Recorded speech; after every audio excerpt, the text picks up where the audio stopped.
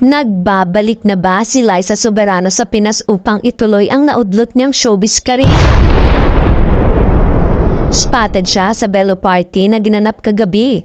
Ang impression tuloy, abala ito ngayon sa networking at kailangan niya ng mas malaking connect para magkakareer ulit.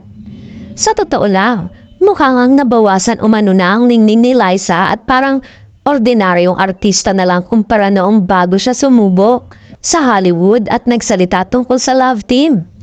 Maaalala kasing naglabas ito ng tila sama ng loob tungkol sa pagiging bahagi niya ng love team nila na Enrique Hill na nagpasikat sa kanya noon. Tanggap na kaya niyang bigo siya sa Hollywood dream niya? Nakakalungkot lang na marami siyang sinunog na tulay at ngayon, nagbabalik siya dahil hindi siya nagtagumpay sa Hollywood dream niya. Mahirap talagang sumubok sa Hollywood at marami na ang nagtry dyan.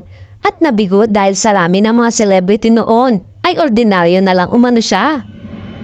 Komento ng netizen. Sa Belo Party nga ay mukha siyang hulas na siya sa mga pictures. Mukhang araw nagtitipid na ito at wala ng glam team. Samantalang ang mga kasama niya ay mukha pa ring fresh na karamihan ay mga kapamilya stars na dati nitong kasamahan.